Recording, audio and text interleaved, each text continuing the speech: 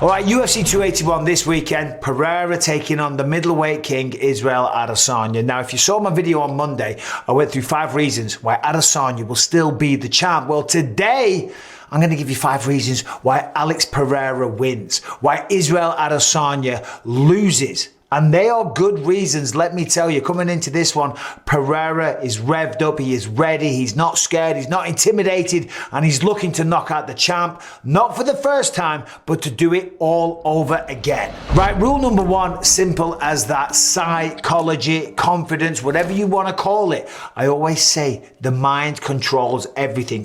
Confidence, you need that as a fighter, okay? And a lot of people, when they step into the octagon against Israel Adesanya, they're a little shy, they're a little gun shy, they're a little intimidated, they're a little unsure because Israel Adesanya has just dominated, beaten everybody put in front of him in the middleweight division. And that can be a little daunting. Alex Pereira's walking into this also undefeated in the UFC, but as we know, he's beaten Israel Adesanya twice. So the confidence level that he will have going into this will be through the roof, but he'll also have respect. In that second fight with Izzy, he got caught. He received a standing 8 count. So that will keep him honest. That will keep him respectful of the danger of Israel Adesanya. But knowing that he finished him, knowing that he flatlined him with that left hook is going to do wonders for his confidence. Listen, it's one thing when you sit around with your coaches and you come up with a game plan, you talk about the fight, you strategize, okay? And you think, you know what? I think I can knock this guy out. I think I'm the better striker.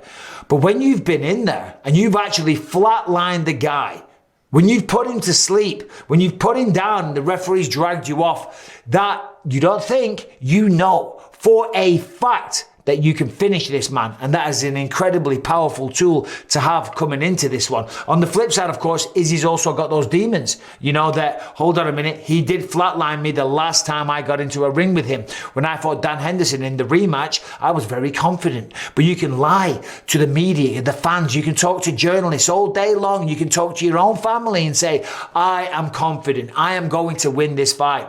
But you can't lie to yourself. Right before I had to go out to that fight, before I went to the arena, I was trying to take a nap.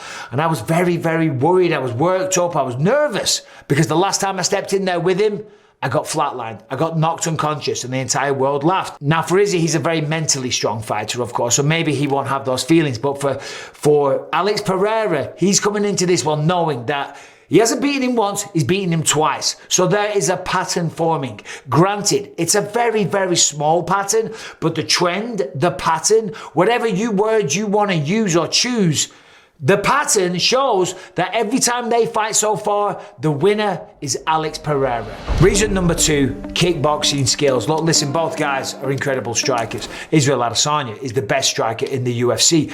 But Alex Pereira was the best striker on planet Earth. He was the glory kickboxing champion. In fact, he wasn't just a champ, he was a champ. When he retired, he had a record of 33 wins, 21 knockouts with 7 losses. And he was, as I said, the glory light heavyweight champion, and he was the glory middleweight champion. So one of the best kickboxing leagues on the planet, and he was the double champ. So coming into this, he's got that mental edge already. He knows he's one of the best. He knows he's beaten Izzy, and he knows that he can match Izzy. For all the skill that he has, he also has it. Because the reality is, he was a more successful kickboxer. All right, the third reason, in my opinion, and this is an opinion, is grappling, okay? Listen, Israel Adesanya has shown many, many times he knows how to stop a takedown, and if taken down, he can jump straight back up. But Alex Pereira, I believe, if it does hit the ground, if Izzy does try and trick him with a takedown, if Pereira can get a takedown when it hits the floor, I think Pereira has the better jiu-jitsu. Listen, we know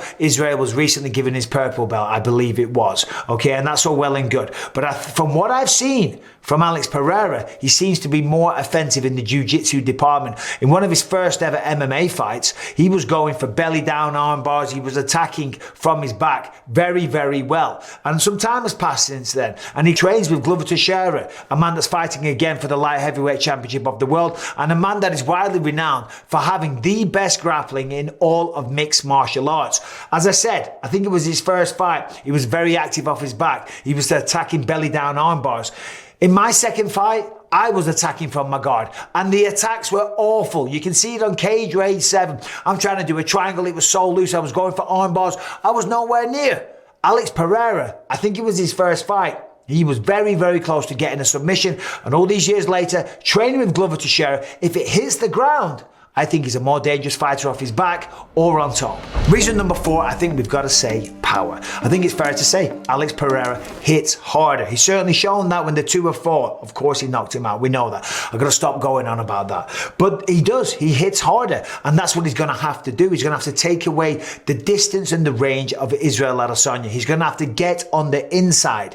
But to get on the inside, he's not looking to take him down. He might do that, but he's looking to get on the inside and land some shots, and it's that left hook. The left hook is his money shot. That's what he knocked him out with the third time, and there's a possibility that that left hook will do the job again in the UFC for the middleweight championship of the world. Last time out against Sean Strickland. Sean Strickland, one of the highest ranked fighters in middleweight, okay?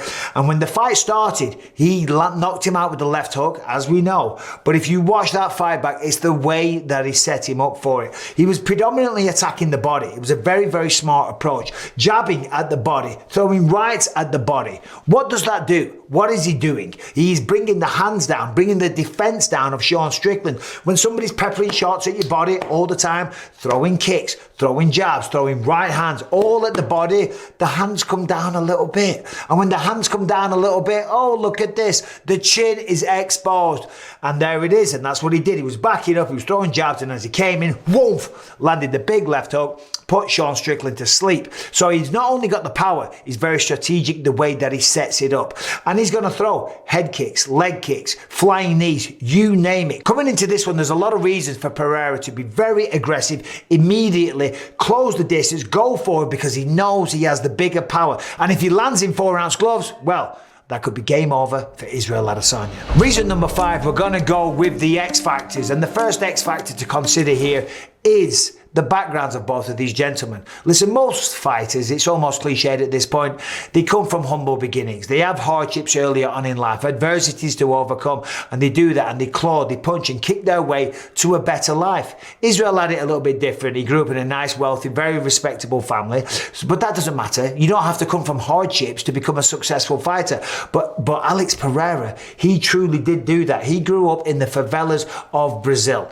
Right now, Israel Adesanya, he's in the silk pajamas phase of his career. Tons of money, could retire now and live a very, very good life. Alex Pereira wants that, okay? And he needs that. As I said, grew up poor. Pereira honestly thought that owning a bike to ride to work was impossible. The idea of owning his own house, that was far beyond reality.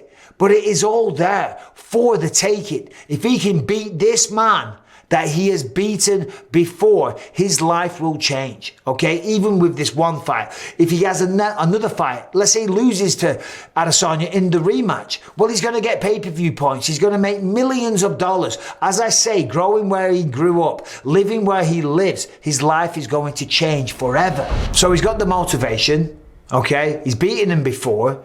He's the more powerful guy. He's probably got the better grappling, and he's motivated and he is hungry. And Adesanya's going around talking a little bit of shit. When you talk a little bit of shit, that gets you fired up. Now, the problem is for Pereira, he's got to be careful. He can't go forward and just swing like a maniac, because if he swings like a maniac and Adesanya takes his time and makes him miss, the more Pereira swings, the more that he misses, the more frustrated he's going to get. And if he gets frustrated, he's going to start making mistakes. And that's going to leave Izzy with openings to counter and start cruising to a lead. But still, they are 5 reasons why Pereira might win, 5 reasons why Pereira might lose.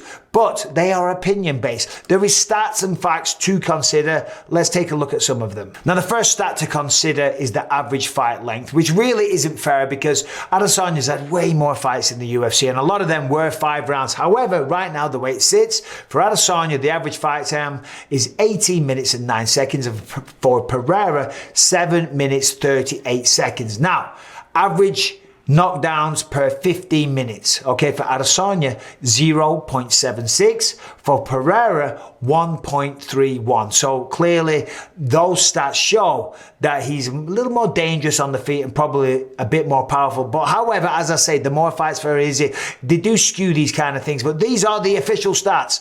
Strikes landed per minute. 3.93 for Izzy to 6.29 for Alex Pereira. Striking accuracy, 49.9% for the champ, 60.8% for Pereira. Strikes absorbed per minute, 2.67 for Adesanya and 3.36 for Alex Pereira. That will be the first start where Izzy wins. So he's more elusive, he's tougher to hit.